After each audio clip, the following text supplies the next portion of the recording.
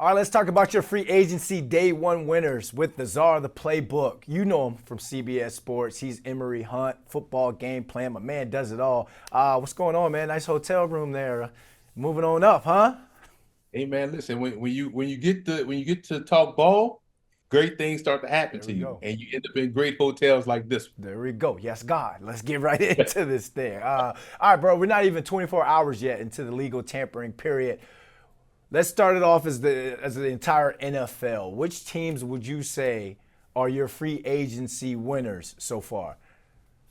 I would say two teams, the Chicago Bears, for what they were able to do on the interior offensive line, getting three legit starters right up front, then going on the defensive side and getting Grady Jarrett. I know he's in his 30s, but still a very good football player. Deo Dingbo, someone that's trending in the right direction because of how he entered the league. He got hurt during the training part of the combine and he missed his first year, and then he started to get healthier, and it just coincided with his contract being up. And so they got a very good ascending pass rusher to go opposite Montez Sweat. So I love what they did there. Now it puts them in prime position to do a lot of business with that 10th pick. They could take it, they could take a player or move down or move up, do whatever they want because he plugged some immediate holes. And the other team was the New England Patriots, based on the fact that they did a great job within their front seven on defense. So they heavily attacked defense, five free agent signings yesterday on the defensive side of football, starters no less. So now when you look at what they can continue to add to the football team, maybe some veteran receivers, but also you look at that fourth overall selection. I teased it last night talking about it, man. You think about Carlton Davis you signed, and now you look at maybe that fourth pick being Travis Hunter. He can Yeah. play that slot role on defense, can also play that third receiver on offense. Man, can you imagine that secondary with someone like him on patrolling the back end as well? A lot of Giants fans are listening like, yo, that's cool and all for the Bears and the Patriots, but what's going on with the moves that they've made? What do you think about the moves Joe Shane has made so far? And here's the other part of the coin. As much as we are excited and enamored about what we just witnessed, it's day one, Yeah. and free agency don't stop, right? So we can sign free agents up until the season ends. So at the end of the day, this is just day one of the process. You have a whole summer, spring, and also a draft in between that to get your team right. But I do like the fact that they went ahead and attacked the secondary. Yeah. The Giants did a good job signing Javon Holland, who was a fantastic safety. And if Paulson Adebo is healthy, I know that was a horrific injury he suffered, but man, that's someone that really put some good tape out there for New Orleans. He's around the football a lot. He's very active. And on the Jet side of things, you look at what the Jets did.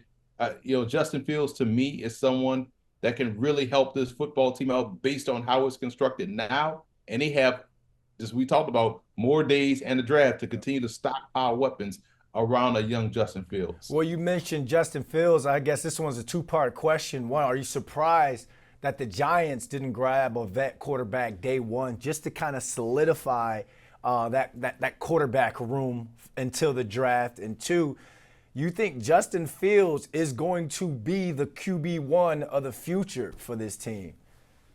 The first question, I find it interesting because if you are the Giants and you are letting it be known that you want to draft a quarterback, if you would have signed a free agent quarterback yesterday or even today, or even this week, you're kind of tipping your hand that you might be moving off quarterback. So they're still letting it be known that they are in the business of going up in the draft, or maybe they got intel that one of those top two quarterbacks, Cam Ward or Shador Sanders, will be there for them at three, and they're willing to stay put and make that selection. So I think it's a little bit of gamesmanship for the Giants. They can't really show their hand right away. In terms of for the Jets, I do believe he can be their quarterback of the future because he's still young, he's ascending, and we saw the last part of his tenure in Chicago and the last season in Pittsburgh. He's been playing really good football, to be honest. DJ Moore had his best season of his career with Justin Fields. We saw what he did last year in a very truncated offense. And I think that's more of an Arthur Smith issue than a Justin Fields issue, but they were 4-2, beat some playoff teams. If you just let this guy just sit out there and just play ball, and you put him on a team that has three legit tailbacks, a very stable offensive line, a defensive minded head coach coming from Detroit that understands how to coach defense, and also the value of the run game, I expect this Jets team to be in play once again. They weren't as bad as their record indicated last year. We know what the issue was last year. Just couldn't get stability at the quarterback position for whatever reason. Fields to me on one of those Darnold Mayfield type of eras in his career. Like, hey man, might be my last time to show I am a first round talent, and he can make it happen. Yeah, to go back to the Giants, man, like a lot of people, when they're saying, like, all right, you read the comments and it's like, okay, we grabbed that guy, but what about quarterback? What about a quarterback? I feel like they're going to have to wait for a little bit. And it's not like they're waiting in terms of identifying who that quarterback is. All these quarterbacks right now are pretty much the same. Not any one of these quarterbacks that are still available are going to take this Giants franchise over the hump. If I'm Aaron Rodgers, if I'm Russell Wilson, I'm looking at what's the best situation for me.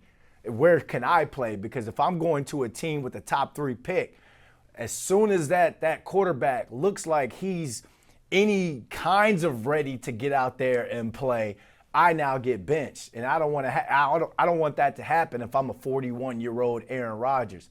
On the Justin Fields side of things, that's a prove-it deal. He's going to have to be that next Geno Smith, Sam Darnold, Baker Mayfield to show, like you said, that, hey, I can still ball, I can still play. And then now you drive that price up next year when it comes to trying to renegotiate or to extend.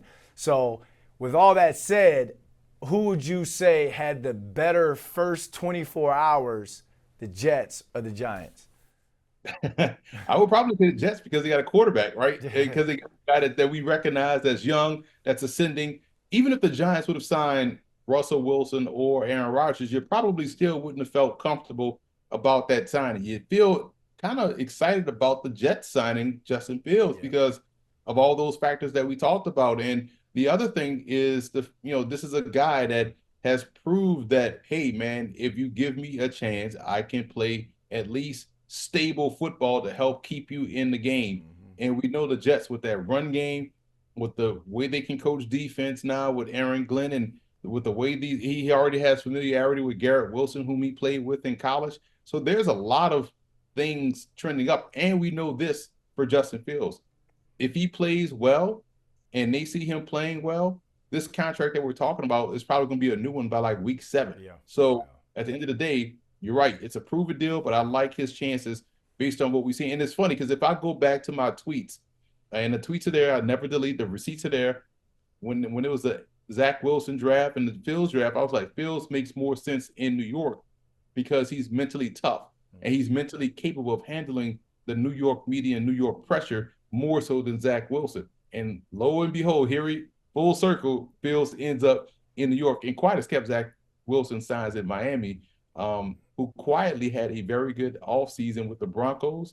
I thought that would have been a sleeper signing, and it still may end up being one down there in Miami too.